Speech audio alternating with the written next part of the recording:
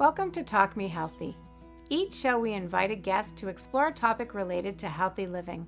They share their expertise, personal stories, and we learn from them how they turn their passion and knowledge into practical tips that you can use now to improve your health. I'm your host, Sherry Keating, founder of Diabetes Care Consulting. My goal is that you will hear something each show that will motivate you to make a small but significant change towards living a healthier and happier life.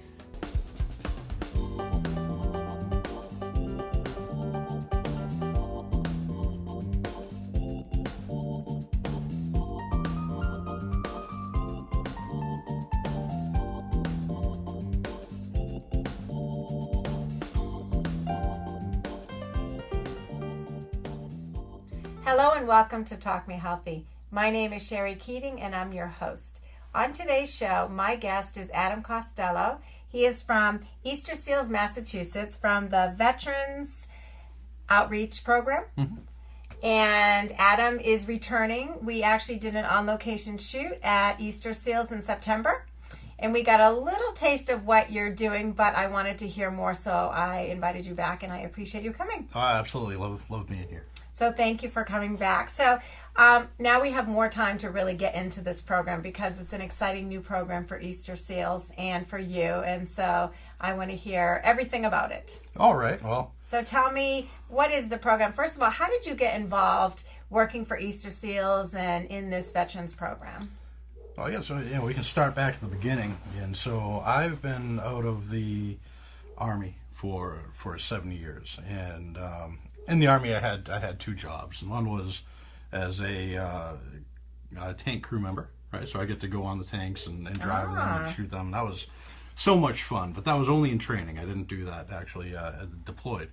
I was also a medic, right? So as a medic, I was attached to an infantry battalion. I did a couple of deployments over in Iraq with them.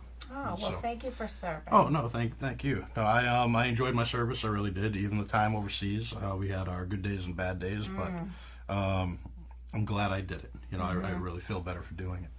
And then, 7 years later, I promised my wife I would go for one deployment. I said I was just going to do my part, and I'd be gone for 3 years.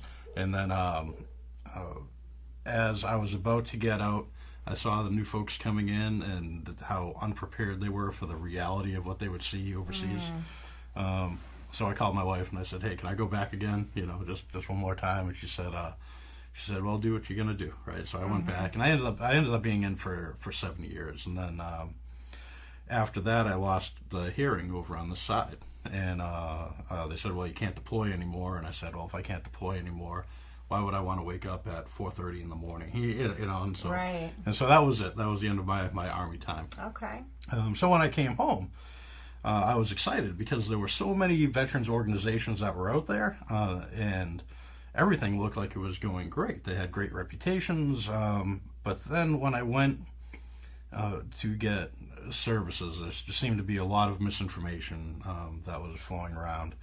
The services weren't very accessible, and that's partly because maybe the services themselves or just my knowledge or my awareness of how to get through those, and so as time went on, I learned much more about those programs, but it was too late. I was already home now at this point, and all of the mistakes that I could have avoided were already made. Right? So when you say you were already home, so it was too late, what do you mean? Aren't the services for when people come home? Well, yeah, and I'll tell you, it's a very confusing environment, right? So let's say any veterans program out there, most of them have the taglines, I guess you could say, "We help veterans," right? We help veterans, we do these things. So you're not really sure exactly what they do. So I went to the places that everybody knew about. I won't mention them by name, but I went to the places that everybody knew about that would offer some sort of assistance, and I didn't qualify for anything. And I was just really looking for some advice. How do I get started? Where do I go? What are all these benefits I hear about, and how do they actually work? So you were looking for the VA benefits any veteran can get, not necessarily coming home with PTSD or hearing issues. Right. You were just in general looking for services for veterans. Yeah, after benefits. Being gone for so long, you get ingrained in that military culture. Yeah. And when you come home, you need to start fresh. Okay. Right? So you're starting your life again.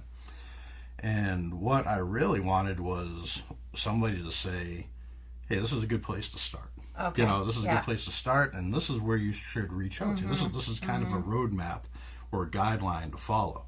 And I couldn't find that anywhere. Okay. Right? And that was surprising to me. So I did. I stumbled through on my own for a bit, and I did what I knew to do. So I went to the organizations that I've heard of, and there wasn't anything there for me, right? And which was surprising. It was surprising to me. That is surprising. And then I went to various places, and I just tried to figure out what to do. I went to a career fair, very well-known, very big career fair, and I walked out of there with a potential offer for one job out of like 350 employers, a potential offer for one job, and it was working part-time as somebody who would fold the clothes, right? So the way it was explained to me is saying, "Hey, when our shoppers come in, we'll help. They'll pick up a shirt to see what the picture is maybe on it, or see the design. If they don't like it, they'll put it back. So your job would be to run up to that, fold it correctly, and put it back. And so you would do that half the day." And I thought, my goodness. Wow. I just spent 7 years in the military. I was leading soldiers. I've been over You were combat. a medic, you said. I was a medic, right? And went through a lot of training, very expensive training. So I had the leadership qualities, management qualities, a lot of finance, and even in my civilian time before the military, a lot of management, right? So I said, well, I think this is the last thing I'm going to actually look at. I'm just going to do it all myself, right? And so... Why do you think that is? Why do you think that was the only job that was offered out of 300 jobs? Well, I don't know. That's a good question, right? So if you have 300 employers there, maybe I didn't have the skills they were looking for. Maybe they didn't have the openings at the time. It's hard to say. It's hard to say. So very discouraging. It was to me, and I believe that those have improved quite a bit since. But that was my experience, and that was 7 years ago, right? So when we talk about these programs, I can only explain my experience, right? Through Exactly. them, at this point, right? Yeah. So I left there, and then I just did it on my own. I went and I found my own job, and that was really easy to do by myself, versus through an organization. So that was a little disheartening at that time. And then the misinformation that I got through some of the organizations that I went to, really steered me in the wrong direction. Right. So once I started doing everything myself, things started falling back in line. But what happened was I put too much reliance on these organizations out there to kind of give me a hand. Right? Okay. And so within 2 months, I realized that, at least in my situation, that was a mistake, and I went and I did it myself. But that always stuck with me as, wow, that's a shame that it has to be like this, right? And so a couple of years go by. Everything's going well. So in the first couple of years, my members of my platoon, members of my unit, started committing suicide here and there. Right, so they started dropping. So right now, the last report I read was just a couple of months ago, and the suicide rate is 20.6 per day. Right, and that's a real number. So sad. Yeah, and it's a real number, and there's no making that up. Right, so. I've seen that, and I've seen that with the people that I've known, and these were great guys, and they're very solid soldiers, very solid in the military, and then they came home, and it just didn't click anymore, right? So when I started seeing that, I said, well, looking at my transition home and how lost I was, maybe I want to look at that a little bit more. So I started learning more about veterans benefits, a director position for a veteran service officer came open in the town that I live in and the surrounding towns. So I was fortunate enough to get that. And that kind of put me into the inner workings of, the local government programs. And then I started getting more involved with the nonprofit programs. But the most important part was I got to sit down with thousands of veterans and have one-on-one conversations and say, what happened from wherever you were to right now, and why do you think you're here, right? And so that was an important question. And from that, a lot of common areas started to just show themselves. Things that I thought I just did because I made mistakes were the same mistakes that everybody else was making. And from there, I said, okay, now we have something to build on, right? So I worked for the town for a bit. That was for a couple of years, and I took a break. I went to a computer company, did some stuff over there. That was fun. And then Easter Sales said that they wanted to start a program in Massachusetts. And learning what I had learned in the past and those experiences I've had, I said, wow, I think I can bring a lot to this organization. Right? So went down to Easter Sales, we talked, and it was a pretty long conversation, maybe a couple of hours. We could define a couple of things and kind of see exactly how not to make it another organization that just says we help veterans, but to have some real outcomes. And that's, if I had to look at something that most organizations are doing wrong today, is measuring success by output. So if I say I spent $15 million on preventing homelessness this year, and then you look at the rates of homelessness in Massachusetts, the rates of homelessness among veterans have grown more than any other state over the past year, right? So say I put $15 million into this, and that would be successful the way it's measured, the way most measures work today, right? Because, wow, you gave $15 million, but what was the end result? Right. Net increase in homelessness. That's, so now we get to concentrate on outcomes, not outputs. So that's what you're doing differently than what other organizations that offer veterans benefits? That's one of the things. Okay. So that's one of the things. So another one is that we try to test everything, right? And so this might be me, or this might be a member of one of our peer groups that go out and have direct experiences with these programs. So when you go there, you know what to expect. We know what their capabilities are. And they might not even know that we're there participating, but we're veterans, we're qualified to participate in a lot of these programs, right? So if you look at our peer groups, we have everything from entrepreneurs to homeless to people just coming out of homelessness, getting back into the workforce, high level employees. So there's a great mix, and we can mix into all these programs that are out there and really get a good idea of how they work and what they do. And it's not to copy them. It's not. That's not what we do.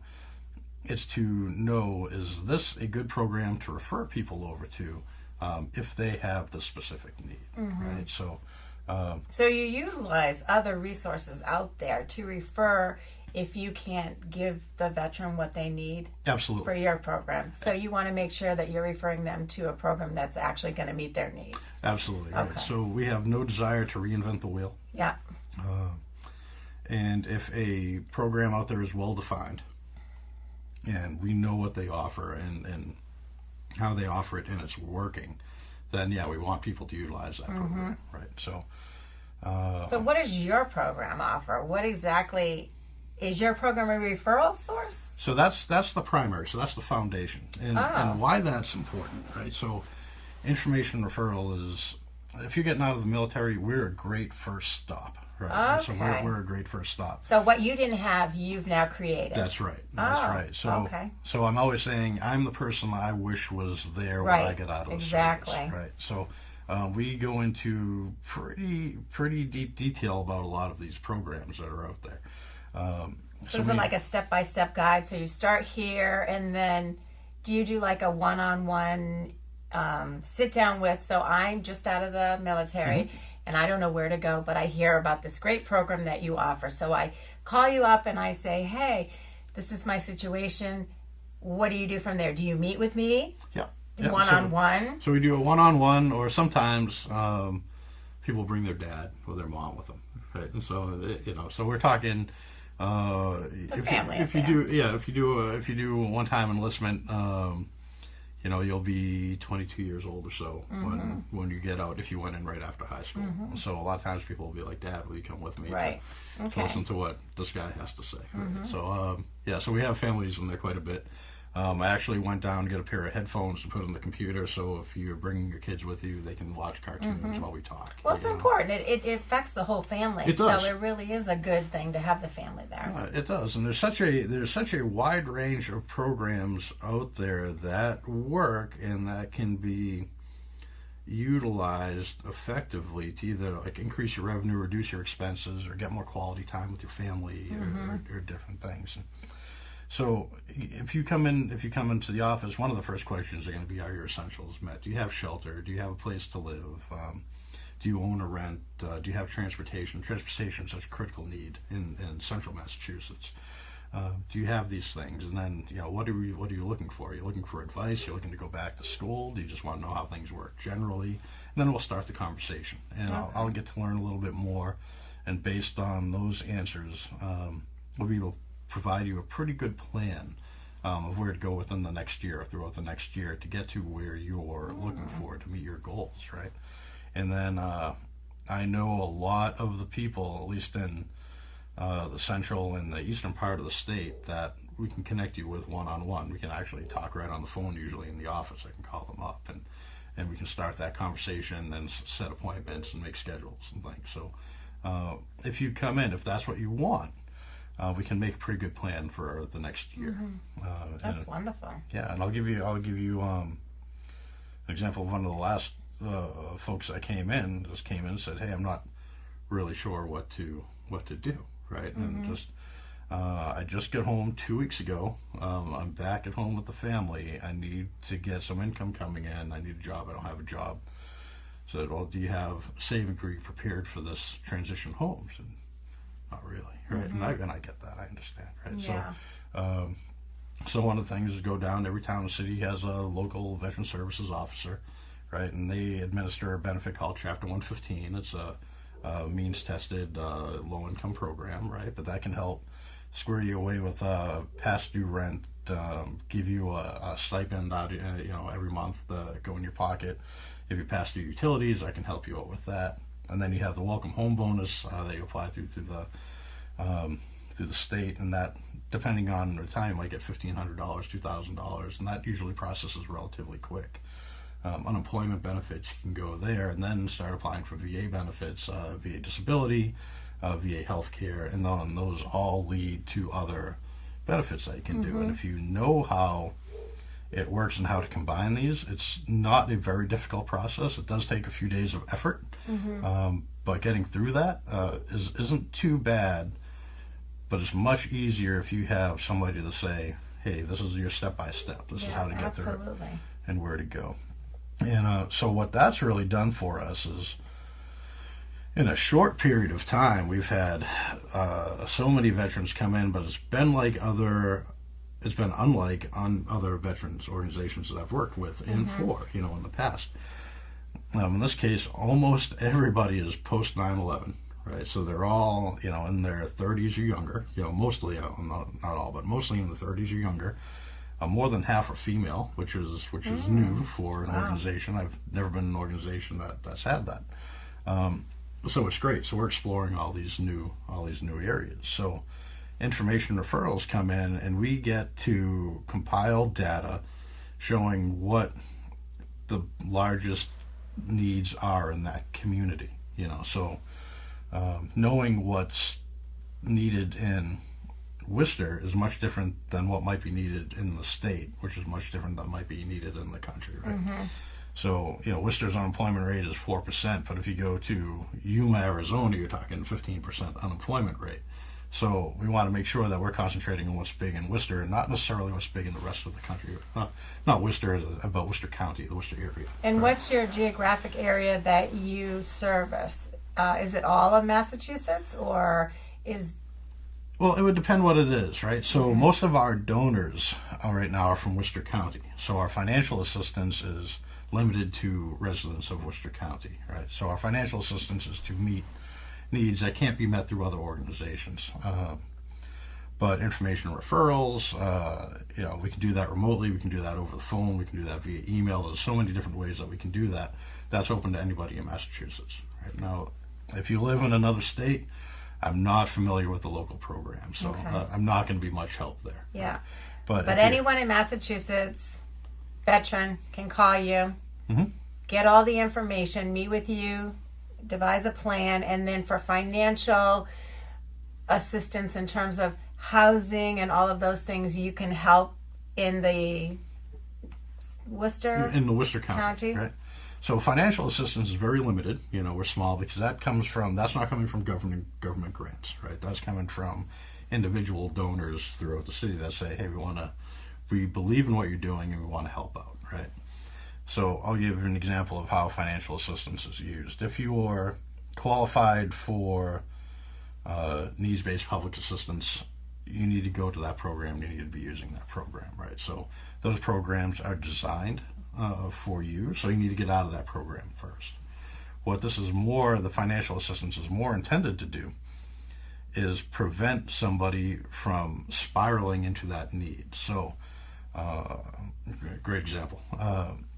Had somebody working 2 jobs, bald tires on the car, picking the kids up from school, mm-hmm. right? Just can't afford to get those tires because if you bought the tires, you couldn't pay the rent. And so something should come up, some opportunity, and this is the way of thinking.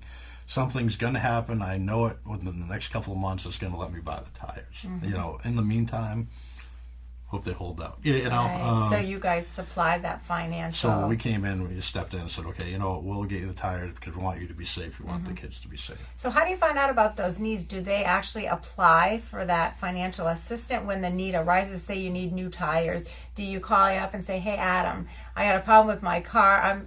I'm thinking sometimes they're probably too proud to do that. Yeah. So how do they actually get the need met if that situation arises? A lot of time it will be word of mouth. In some cases, I'll just find, because I'm always out there. I try to be everywhere all at the same time, right? So I'll find that situation. In the tires case, that's somebody who I just saw. So what's going on with your tires, dude? Okay. And then that led into a conversation. I talked about what I did, and I said, I said, we can get your tires. Not a big deal. Not a big deal. Come in, let's talk about some things and talk about your budget and things. And it's not a loan. You actually just pay for their tires, which is nice. And so loans are something that we're, overall, at Easter Sales is something that we're looking at and that we're introducing this year. Is small, very, very low to no interest loans mm-hmm. For the disabled population to get some assistive technology and stuff. Yeah.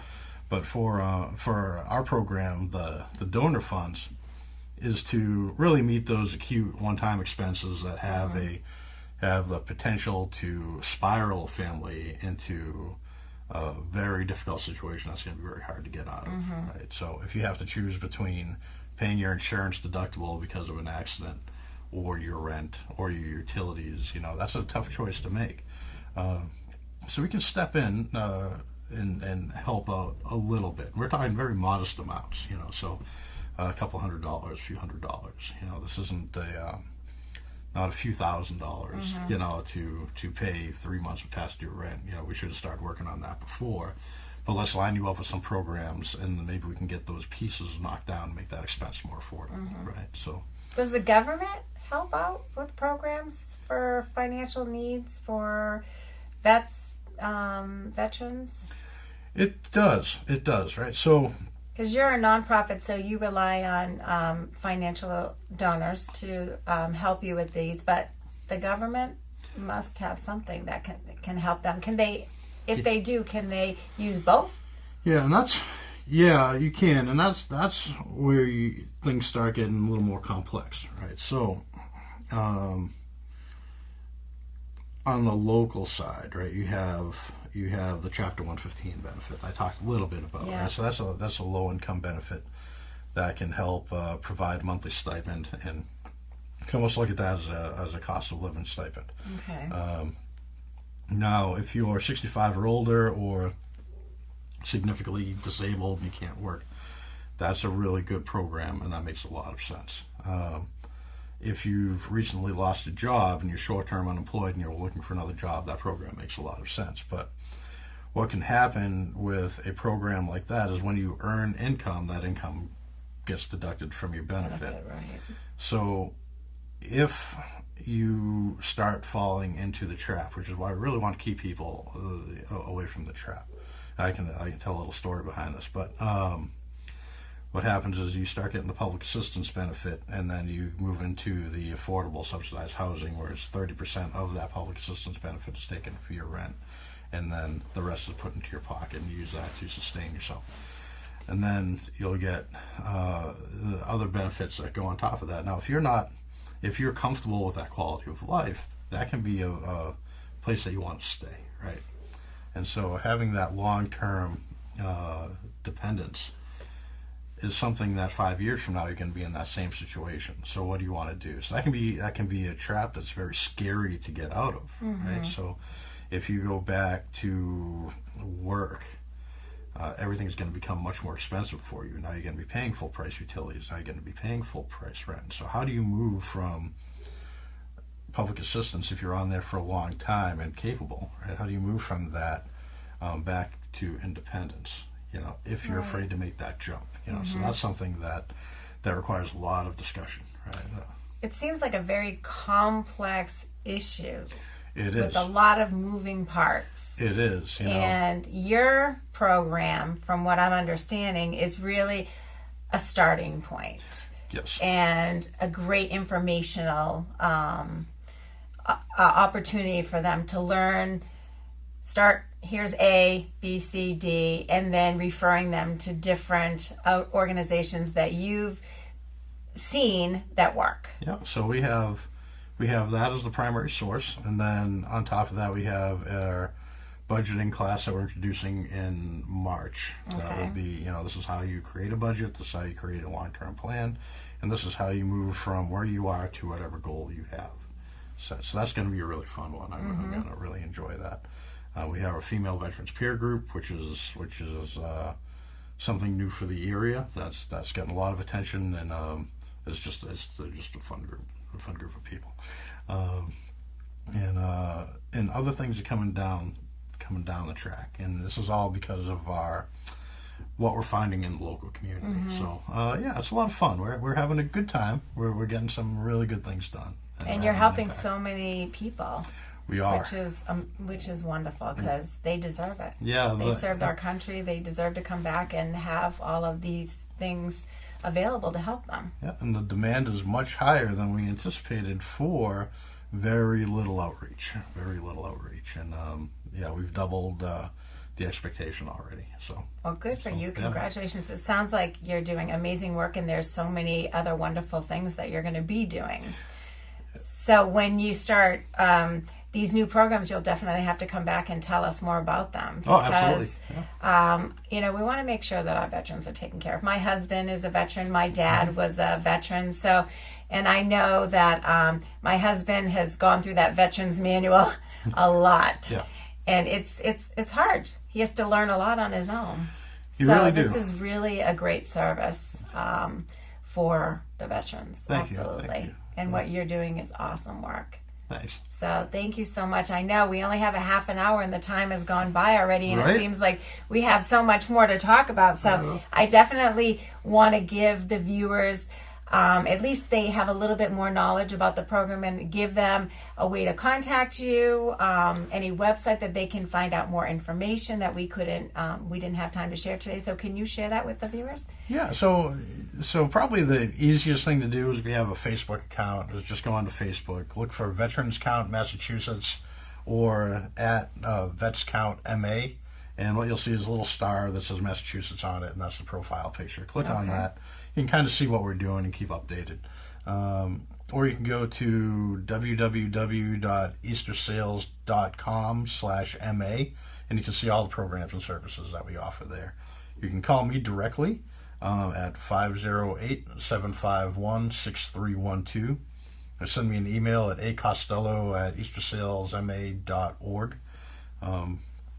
Yeah, I think And we're that going to could put cover all it. of those on the show so that people don't have to memorize them. So they're all going to be on the show. So make sure you check out the show and write it all down and use these services, because it sounds like you're making a huge impact and you've just started. And we've just started. That's right? awesome. Right. So the veterans are really enjoying the program. They're liking the Wonderful. program and they're getting value from it. So that makes me happy. And that makes them happy and their families. Yes. So wonderful. Well, thank you so much. Thank I'm you. sorry we didn't have more time, but I really appreciate you taking the time to come out of your busy schedule and keep doing the good work that you're doing. Next time let's do a movie. There we go. Next time we're going to do a movie. That sounds awesome. So what we're going to do is we'll have the show, we'll have all your contact information, and people can contact you, because it sounds like there's a lot more that you can share with them about all the good things that you're doing. Yeah, absolutely. If anybody has anything specific that they'd like covered, I'd love to hear what that is, and then we'll make sure to do that. Perfect. Well, thank you. I appreciate you coming on. Thank you so much. And thank you, viewers, for tuning in again. Our next show next month, we are going to be having John O'Neill, who's chef for seniors, and he'll be doing a little cooking, and we'll be educating you on some healthy eating tips and cooking. So please tune back in. But until then, remember to live your best life every day starting today. This is Sherry Keating. Thank you so much for tuning in, and have a great day.